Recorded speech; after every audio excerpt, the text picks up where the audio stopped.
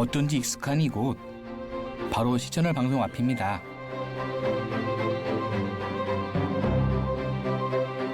이렇게 이른 시간부터 이곳에 온 이유는 오늘 또 새로운 기독교 성지를 찾아 떠나기 위해서인데요.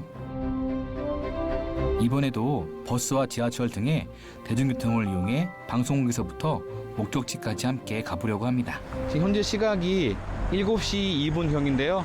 오늘은 저희가 또 대전이라는 곳에 가서 대전에 있는 기독교 성지와 또 대전에 관련된 그런 기독교 역사들에 대해서 한번 알아볼 텐데요. 오늘 저희는 지난번에는 기차로 이동했지만은 이번엔 또 특별하게 버스와 또 SRT를 이용해서 한번 가보도록 하겠습니다.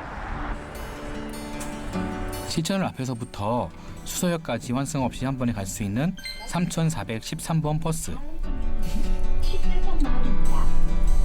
하지만 저는 조금 다양한 경로를 이용하기 위해 일찍 버스에서 내렸습니다.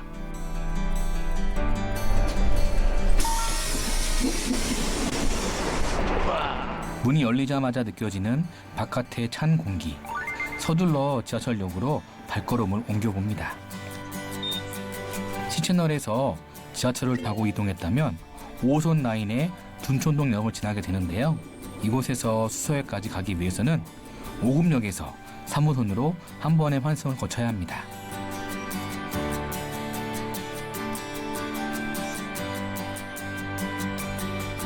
그렇게 버스와 지하철을 이용해 도착한 수서역.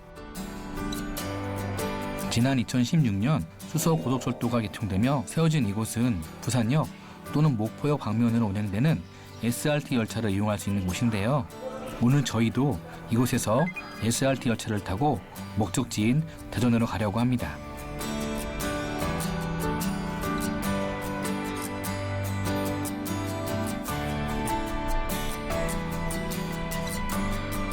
여유있게 기차에 올라 예매한 열차칸과 좌석을 확인하고 자리를 향해 갔는데요. 깔끔하고 쾌적한 실내가 무척 마음에 듭니다. 하차하시어 타는 곳 1번 승강장으로 이동해 주시기 바랍니다. 수서역에서 대전역까지는 약 1시간 정도가 소요되는데요. 잠시 창밖 풍경에 빠져있는 사이 어느새 대전에 도착한다는 안내 방송이 들려옵니다. 우리 열차는 잠시 후 대전역에 도착하겠습니다. 두고 내리는 물건이 없는지 다시 한번 확인해 주시기 바랍니다. 드디어 도착한 대전. 그럼 이제 대전의 기독교 역사가 살아 숨쉬는 은혜 현장으로 함께 떠나가 볼까요? 저는 지금 대전역에 도착을 했습니다.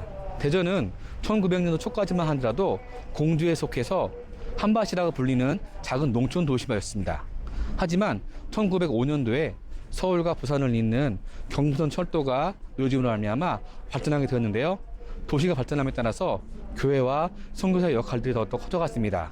대전에 남아있는 선교 유적지에 대해서 저와 함께 알아보러 가시겠습니다. 대전에 도착해 향하는 오늘의 첫 번째 행성지. 조금 낯선 도시이지만 이곳에서도 버스를 타고 이동해 보기로 했는데요. 마침 도착한 버스에 힘차게 올라타 봅니다.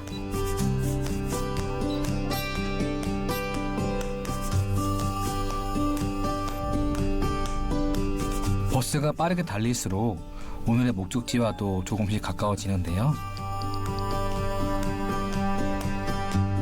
벌써 내려야 할 때가 온 것 같습니다. 드디어 대전의 기독교 역사가 깊게 뿌리내린 첫 번째 장소 한남대학교에 도착을 했습니다. 진리, 자유, 봉사의 기독교 정신 아래 유능한 인재를 양성함으로써 사회와 교회에 이바지하기 위해 노력하고 있는 한남대학교. 그런데 바로 이곳의 시작이 우리 기독교 역사와 또 깊은 연관이 있다고 합니다.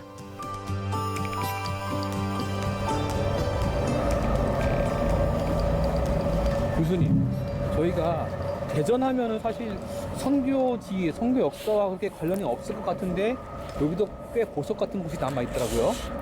그렇죠. 근데 이제 대전이 사실은 이제 대전이 지금은 이제 큰 도시지만 네. 대전이 늦게 만들어진 도시예요. 저도 들었어요. 네. 그러다 보니까 사실은 초기에 선교 스테이션이 여기가 올 수 없는 곳이었어요. 여기가요? 예, 그만큼 작은 마을이었어요. 제가 알아보니까는 사실 이 대전이라는 곳이 공주에 속한 한 조그만 면 단위였더라고요. 그렇죠. 여기는 도시가 없었어요. 도시라는 아예, 것도 아예, 없었어요. 아예 그냥 없었어요. 마을 정도? 네, 마을 정도. 아, 그냥 벌판이었어요. 말 그대로 대전이었어요. 큰 밭. 예. 한밭이라고 하잖아요. 예. 근데 대전이 커질 수 있는 데는 예. 일본이 사실은 식민지 수탈을 위해서 이제 철도를 놓잖아요. 그렇죠. 철도를 놓는데 그게 1904년에 경부선이 놓여져요. 네. 1904년에 경부선이 놓여질 때 사실은 철도를 계획할 때 그 당시에 제일 큰 이 충청도권에서 큰 도시가 공주였단 말이에요. 맞아요. 공주였어요. 그러니까 선교사들은 공주에 거점을 마련했단 말이죠. 그렇죠. 그때 예. 감리교 선교사라든가. 근데 이제 철도를 공주로 놓으려고 그러니까 공주 사람들이 우리 조상들이 물려준 땅에는 그런 길을 만들 수 없다. 여기 들어오면 못 안 된다. 이제 그렇게 이제 저항을 했죠.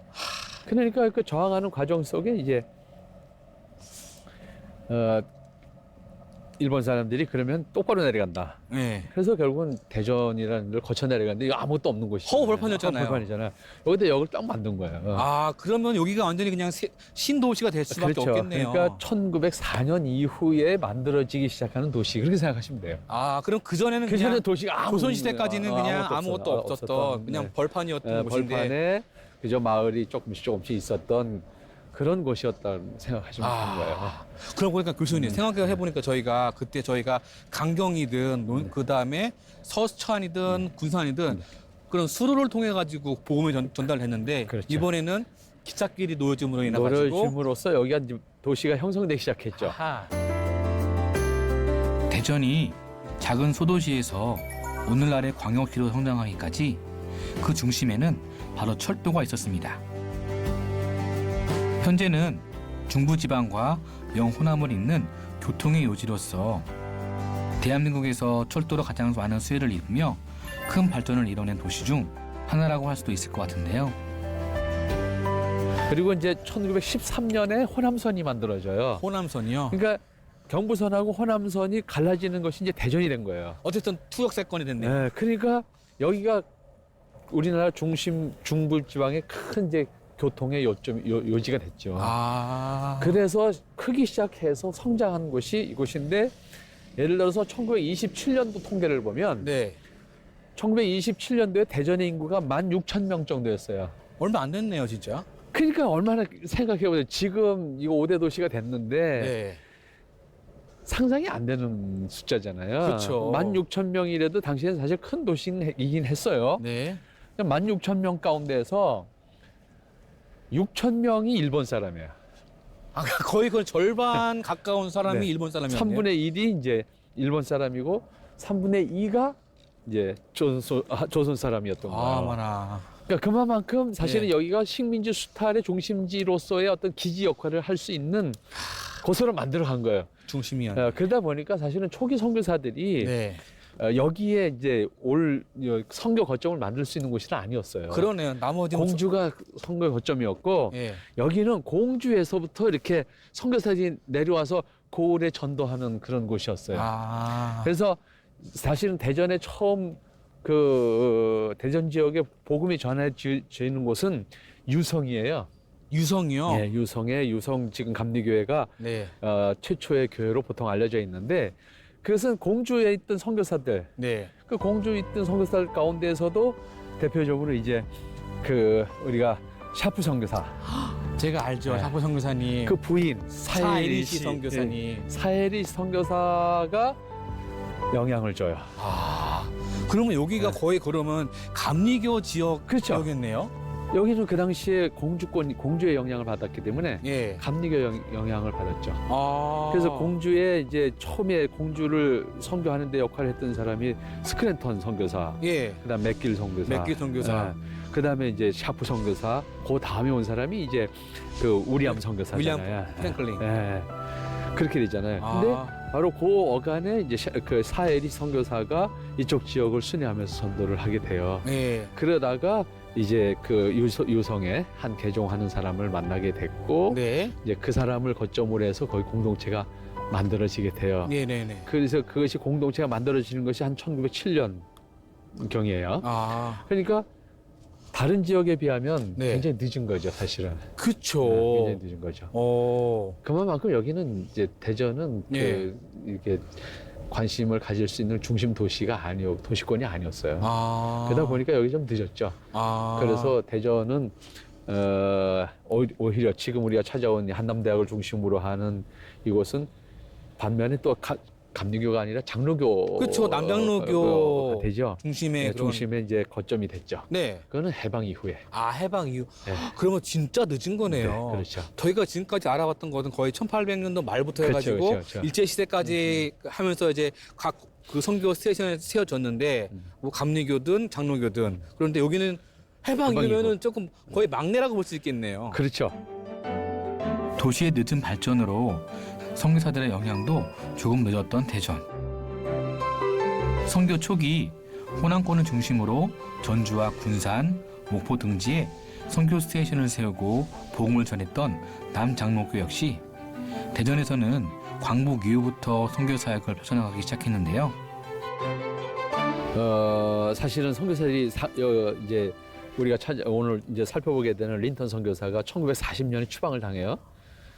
그때 뭐 선교사들이 다 추방 당할 때니까. 아, 그 당시 예. 1940년에서 41년까지 다 추방당해요. 네. 다 추방당할 때 이제 린턴 선교사는 40년 추방을 당해서 가게 되는데 해방 이후에 이제 돌아오게 되죠. 돌아와서 이분이 이제 생각한 것이 사실은 이분은 이제 전주를 중심으로 해서 사역을 했잖아요. 네. 전주를 중심으로 해서 사역을 하시다가 추방을 당해서 갔다가 다시 돌아왔을 때는 이제 한국을 재건하는 데 있어서 가장 큰 역할이 뭘까? 가장 중요한 역할이 뭘까? 그걸 고민하셨겠네요. 그게 고민했죠. 아, 그게 인재 양성이었어요. 교육. 그러니까 물론 이분은 교육 선교사로 와서 사실은 그 군산에서 그 영명학교를 이끌어 오셨고, 맞아요. 그 다음에 이제 안식년 맞았다 갔다가 돌아온 다음에는 전주에서 이제 그 신흥학교하고 그다음에 기전여학교를 맡아서 하셨잖아요. 네. 그 역할을 하다가 이제 돌아가셨다가 이제 그 추방당했다가 다시 돌아올 때는 예. 이제 완전 이제 이 새로운 나라를 세워가야 되는 거죠. 그렇죠. 완전 달라졌죠, 세워가는 이제. 과정에 이분의 꿈은 돌아오자마자 이분의 꿈은 대전 지역에다가 이게 이제 중부 내륙의 교통의 요지라고 하는 것을 이번은 다 잘 알고 있으니까 대전에다가 한국의 인재를 양성함으로 말미암아 한국의 미래를 세워갈 수 있는 터전을 만들어야 되겠다. 이렇게 생각하시고 대학을 꿈꾸죠. 그 꿈꾸고 설계를 이제 꿈꾸고 준비를 하는데 6.25가 뻥하고 터졌잖아요. 그래서 결국은 6.25가 터졌음에도 불구하고 이분은 이제 돌아가지 않아요. 남아있었겠어요? 남았었어요.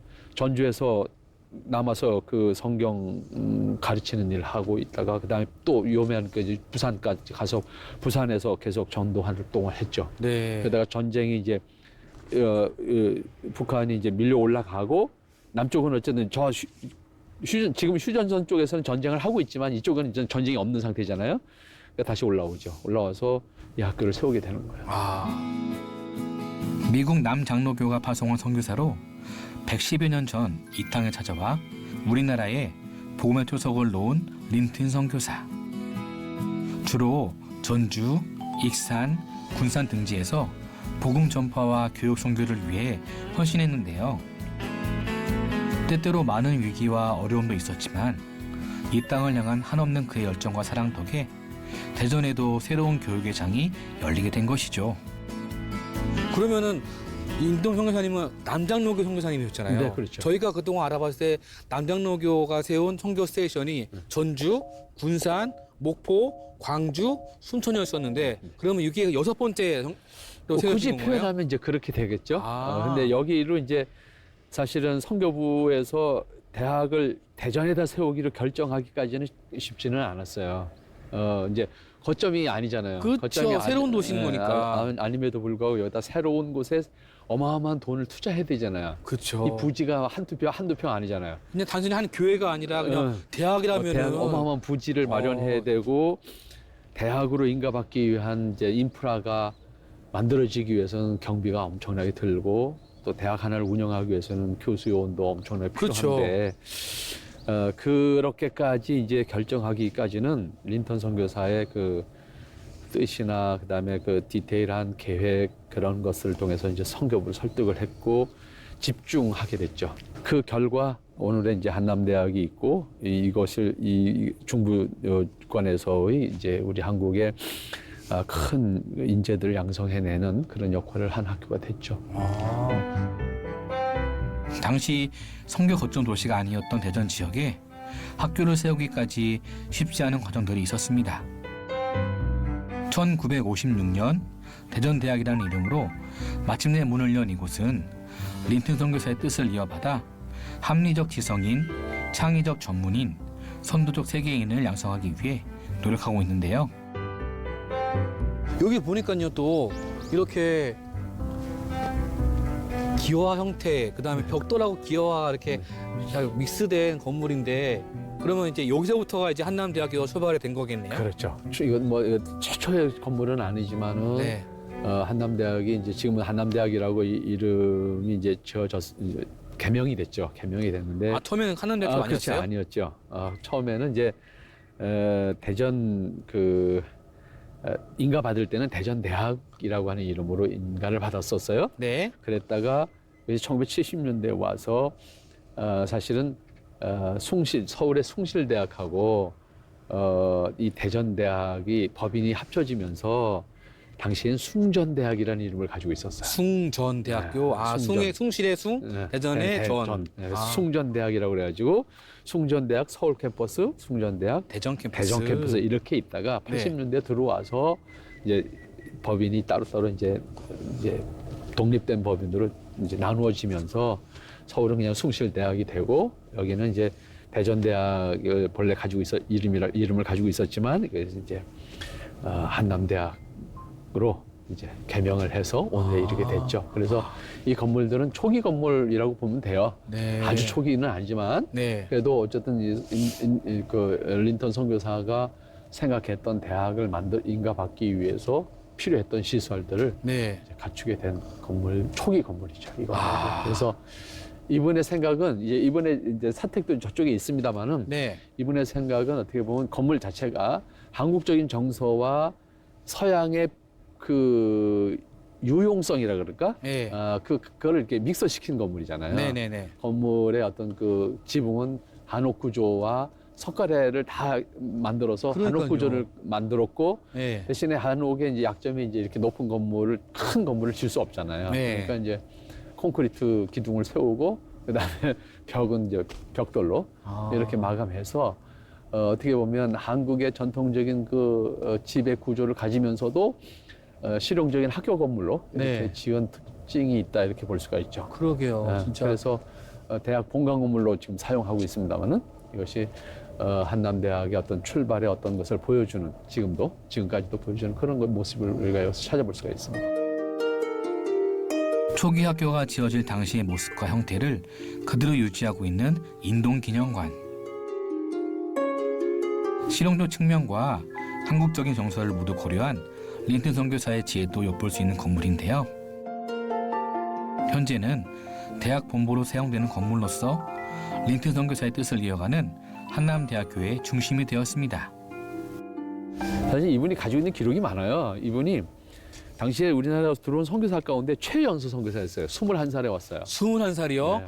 21살. 21살에 대학을 그러니까 1912년에 그 6월 달에 졸업을 했는데 네.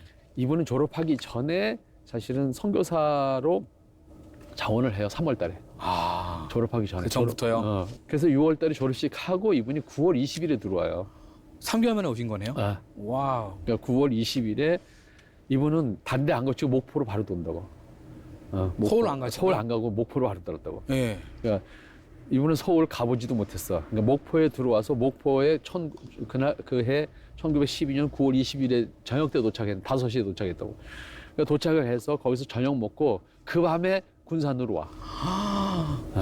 그러니까 군산에 도착해서 21살에 군산에 도착해서 거기서부터 이제 학교 학교 사역을 시작하는데 말을 배워야 되잖아요. 그쵸. 그러니까 말 배우는 것부터 시작해서. 근데 이분이 성격이 참 활달했어요. 추진력이 좋으시네요. 그 성격도 아주 활발하고 적극적인 성격. 외향적으로. 그래서 어린 나이지만에도 불구하고 적응을 잘했어요. 그리고 한국말을 빨리 배웠어. 어리다 보니까 그렇게 말할 수도 있지만 성격상 근데 마침 또 좋은 선생님이 있었어요. 조성모라고 당시에 이분에게 한글을 가르쳐 준 사람이 조성모라고 하는 분이었는데 이분이 선교사들에게 조선말을 가르치는 걸 몇 번 했던 사람이야. 아, 경험이 있는 있으셨구나, 사람이야. 그 전부터. 근데 이 린턴 선교사는 이 사람하고 그냥 같이 살았어. 와, 그러면은 뭐 그래서 빨리 배운 거야. 더 그러니까 빨리 배웠겠네요, 진짜. 뭐 수업 시간에 가서 공부하는 게 아니라 그냥 같이 살았어. 24시간 그냥 먹고 24시간 자고 같이 같이 먹고 자고. 살면서 그러니까 이분이 빨리 배웠죠. 이분은 또 그런 의미에서 또 최초가 또 뭐냐면 26살에 교장이 돼. 영명학교 교장이요? 영명학교 교장. 26살에요? 26살. 와. 그러니까 21살에 와서 26살에 교장이 돼. 그 영명학교를 맡았던 사람이 본국으로 돌아가게 됐어. 남아있는 사람이 없어서. 이 사람이 맡은 거야. 26살에 영명학교를 맡는다고. 근데 영명학교 맡고 2년 있다가 3.1 독립만세운동이 일어난 거야. 그 영명학교가 주동이잖아. 그쵸. 그때 그러니까 생각해 보세요. 멜볼린하고. 그 영명학교가 그 군산의 그 만세운동을 주도하는데 이 군산의 만세운동의 의미가 뭐냐면 3월 5일에 시작했잖아요. 그래서 3호 만세운동이에요. 맞아요. 근데 3월 5일에 일어났는데 이게 한강 이남의 최초야. 한강 이남의 최초의 만세운동이 군산에서 일어났는데 그게 영명학교에서 일어났다고. 그러니까 이 사람이 28살이야 그 당시에. 28살에 교장인데 일본 경찰들이 뭐 어떻게 하겠어요. 그렇죠. 그러니까 이 사람을 어떻게든지 이제 뭐 이렇게 못 살게 부르지 않겠어요. 근데 그걸 다 견뎌요. 견뎌내면서 오히려 더 뜨거워지죠. 근데 이분은 사실은 6월 달에 1919년 6월 달에 그러니까 3월 5일에 만세운동이 일어났고 이제 거기 운동했던 사람들 애들이 다 잡혀갔잖아요. 네, 선생님들 잡혀갔잖아요. 맞아요. 근데 6월 달에 이분이 안식년으로 돌아가게 돼 있는 거예요. 근데 돌아가서 이분 돌아가죠. 돌아가서 애틀란타에서 남장로교회 평신도 대회가 마침 열렸어요. 거기서 한국에서 일어나는 3.1 만세운동을 다 알리는 거예요. 생생하게 증언했겠네요.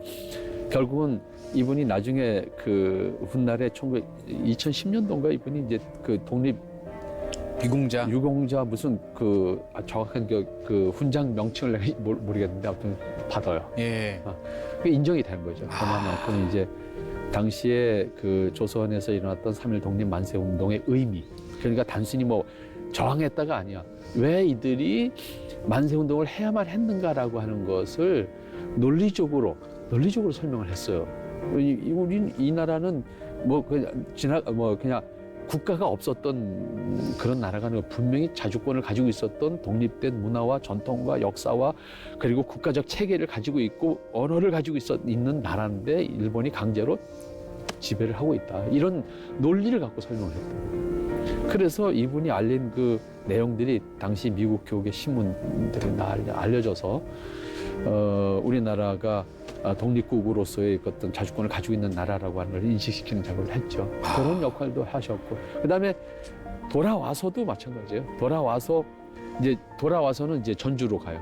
전주의 신흥학교 교장으로 가서 신흥학교 역시 마찬가지로 또 저의 아이콘이죠. 전주의 독립운동 계속되어지는 독립운동은 신흥학교하고 기전여학교란 말이에요. 그 역할을 뒤에서 다 소위 뒤에서 봐주는 역할을 하는 거죠. 든든한 버팀목이 됐네요. 버팀목이 되는 것이고 그들이 앞에서 선동을 할 수 없잖아요. 그렇죠. 앞에서 선동을 할 수 없으니까 학교가 폐교되니까 앞에서 이렇게 뒤에서 이제 그 학생들의 뒤를 봐주면서 결국은 저항을 끊임했죠. 그래서 이분은 그 일제에 저항하는 남장로교회의 어떤 상징적인 인물이기도 해요. 한 나라와 한 민족을 사랑했던 선교사 윌리엄 린튼. 그는 기독교 선교사였을 뿐만 아니라 교육을 통해 민족의 저항 의식을 일깨운 독립운동의 주역이기도 했는데요. 이러한 공로를 인정받아 지난 2010년 외국인으로서는 이례적으로 건국 훈장, 애국장을 수서받고 2022년에는 3월의 독립운동가로 선정되기도 했습니다. 참 그러고 보면요, 선교사님들이 우리나라에 오셔가지고 복음을 전하는 것도 있고 학교를 짓는 것도 있고 병원을 세우는 것도 있긴 한데 우리나라 국민들이 저항할 때 그 저항의 뒷 배경에 돼가지고 든든히 버텨줘서 할 수 있게끔 지원해주고 격려해주고 독려했던 그런 모습들이 그럼요. 굉장히 좀 의미심장한데요. 아, 그럼요. 그러니까 어떻게 보면 우리의 그 어떤 독립 의지 내지는 우리의 어떤 독립 국민으로서의 어떤 우리나라 사람들의 저항 의식도 강했지만 네. 그것을 처음에 깨우쳐 주면서 그 어떤 뒤에서 보이지 않게 힘이 되어준 역할들이 선교사들이 많이 했죠. 이 교육 선교라고 하는 측면에서 우리나라 선교사들이 와서 처음에 우리나라 사람들을 양성해 준 것, 의식을 깨우쳐 준 것, 네. 그것이 오늘날 대한민국에 만들어질 수 있는 밑거름이 된 거예요. 지금 생각해보면 그거 아니었으면은 진짜 우리나라는 지금 이 정도의 수준을 못 만들었죠. 못 만들죠. 못 만들었죠. 그게 인재 양성이라는 것이 한 사람의 인재를 양성하는 것이 100사람의 먹을 걸 갖다 주는 것보다 나았던 거죠. 그런 것 같아요. 단순히 그냥 배고프니까 바로 그냥 빵 하나 주는 것보다 물고기 주는 것보다 잡는 법을 알려주고 그럼. 그 환경을 알려주는 게 그걸 알았던 게 선교사님들이었으니까 그거를 우리가 백성들한테 그럼 전파해 주는 거죠. 참고로 그 인도 선교사님으로 인해 가지고 대전 지역에 학교가 세워지고 또 이곳에서부터 또 그런 인재 양성을 할 수 있는 그 기초가 됐다는 것이 진짜 의미가 있고. 그럼요. 예. 그러니까 어떻게 보면 이 대학이 여기 만들어짐으로써 사실은 대전이라는 오늘 도시가 클 수 있는 또 다른 하나의 어떤 바운더리 역할을 한 거죠. 저희도. 그런 면에서 이 대학의 의미가 대전시만을 생각하더라도 큰 의미도 생각해요. 한남대학교를 중심으로 살펴본 대전 선교의 역사. 그 안에서 린튼 선교사의 큰 사랑과 헌신을 느낄 수 있었는데요. 다음 주에도 이러한 감동이 있는 대전의 기도 역사 이야기가 계속됩니다.